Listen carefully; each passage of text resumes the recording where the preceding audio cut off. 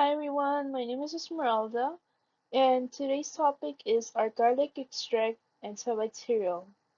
And what I'm gonna show you is an example for anyone who is doing a science fair project or any kind of project, depending on your topic.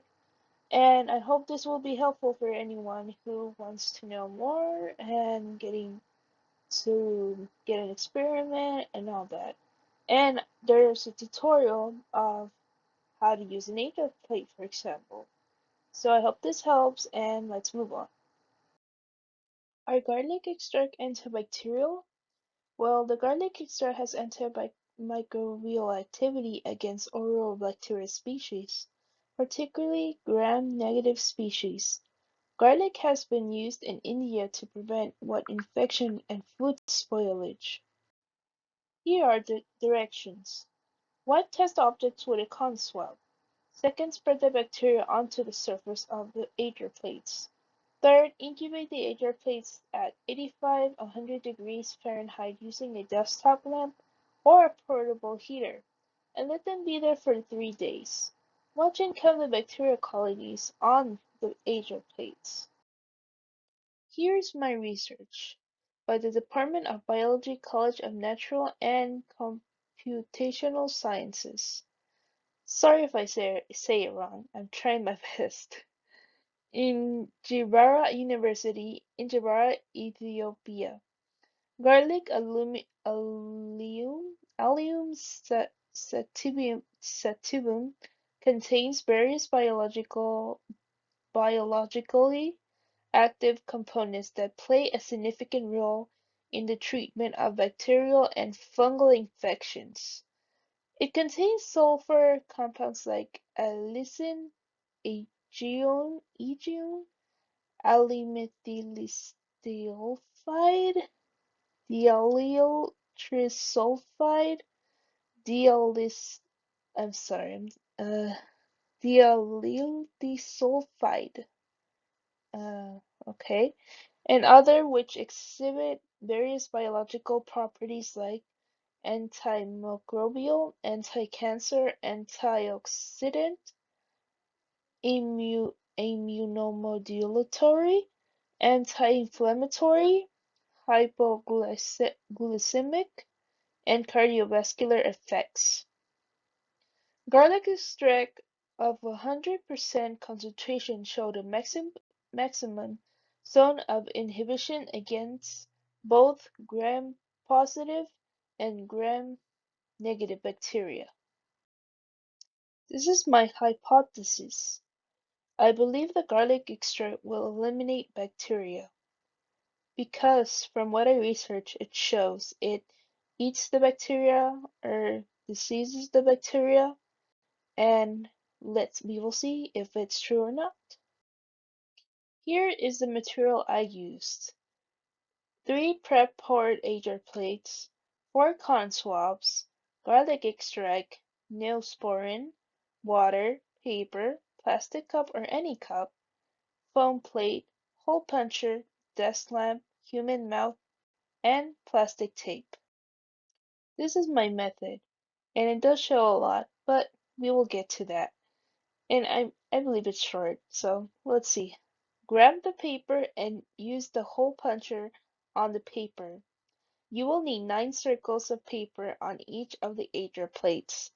Take 3 agar plates, then take off the plastic lid. Grab the cotton swab and put it around your mouth. After that, you spread it onto the surface of the agar plates. After use, throw away the cotton swab. Use a plastic cup or any cup with water. For the neosporin and garlic extract, use a foam plate. Dip 3 paper circles in the water. Do the same thing for the garlic extract and neosporin. Put the lid back on the agar plate and take 2 on each side carefully. Carefully put them upside down. Incubate the agar plates at 85–100 degrees Fahrenheit using a desktop lamp or a portable heater. Watch and count the bacterial colonies on the agar plates. I forgot also to mention, when you count 3 days, when waiting for the Agar plates, it is recommended to throw them away after 3 days.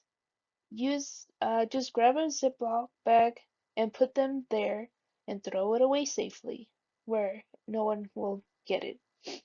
And it is also recommended do not bring the Agar plates uh anywhere around with your family or friends.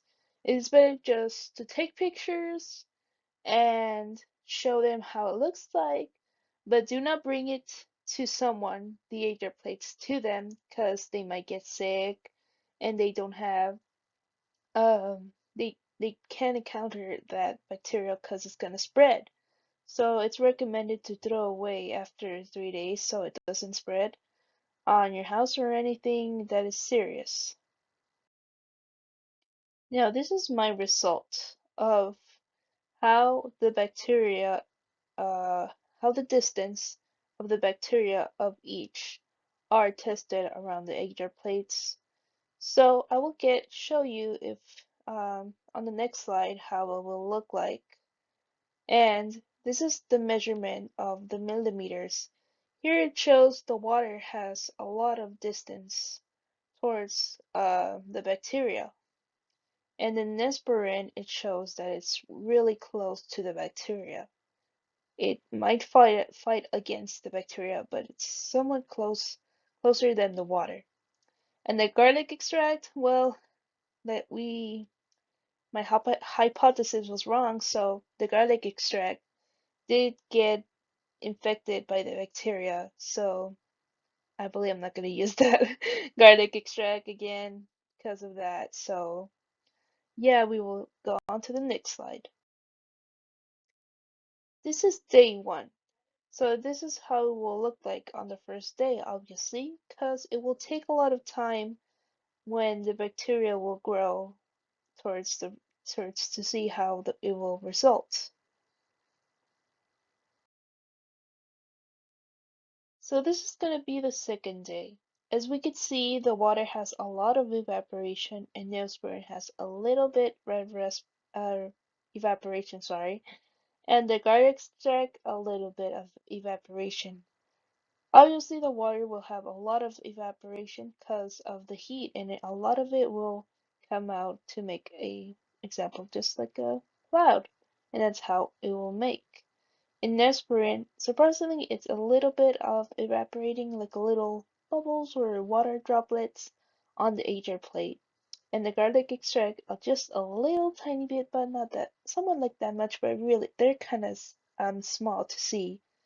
And if you see the agar plate like a little tiny waters in them, it's natural. That's how it's supposed to look like. Normally around 2 days. Uh, I'm not sure if this first time, obviously no, but second time maybe so, because of the heat and how it will contain on the agar plate. And it will take well, you will see the bacteria on the third day. So let's go on to the next slide to see how it will look like. So this is the third day. Now we can see the water. It still has the evaporation on it of the water droplets. And we could see it has been grown the bacteria onto where the paper is. Now what I measured is, for example, let me see if I could try to draw this. Would I measure the distance for it to see the bacteria? Like this is how distance, for example, how it reaches the bacteria around that the water, and it will might look like this, like just like a normal circle, depending of how the bacteria will reach towards the product or test or whatever you put on the paper.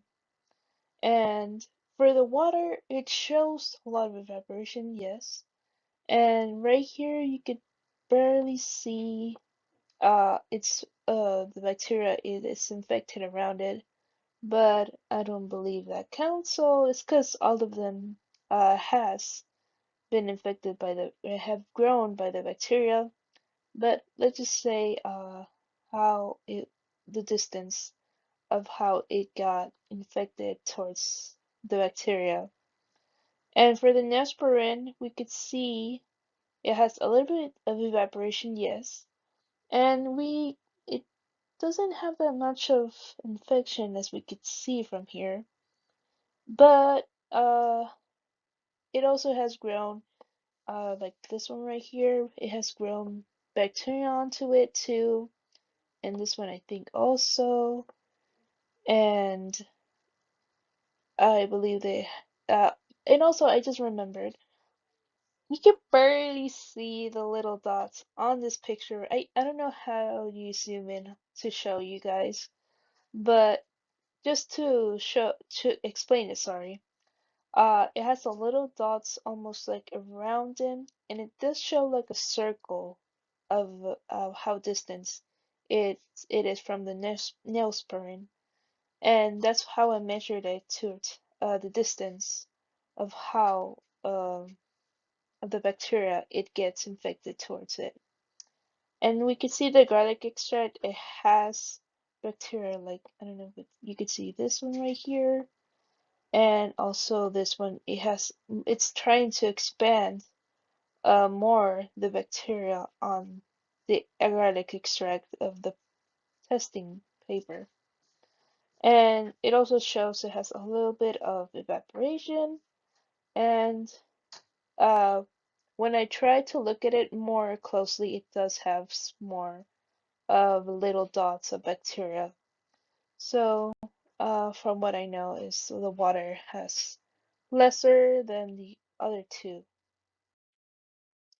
This is my conclusion. My conclusion is the water did better than Neosporin and garlic extract because the Neosporin and garlic extract have more bacteria than water. My hypothesis was wrong, thinking the garlic extract would kill the bacteria due to my research, but it did not. And I got surprised by how a lot of bacteria, attracts garlic extract a lot of bacteria. And for sure, uh, it has also, I have a product with me right now, and it's supposedly you just put it on your mouth and for just to test, like to taste different for appetites or something like that. And I don't think I'm gonna do that because kind of gross, like you think about it. But yeah, that is something that is surprising how bacteria can be anywhere, but you cannot see it because it's really tiny. And yeah, that is quite surprising. Here are the links I used in this presentation. Feel free to search for use of one of your projects or presentation. Here I put a video for anyone who struggles or is a first time user on how to use an Agar Plate. No worries, I have made a video just for that, just by scanning the QR code to get the right video I have made. If you have any questions, for example, what product or where can I find uh, this product of the Agar Plate, I have more information on the video I have made for anyone who's curious to know where to find it and what type of product it is and all that. So this is the end of the slide, and I hope it makes sense and know more about how to use a nature plate and all of the bacteria it can be seen and how it looks like when using it.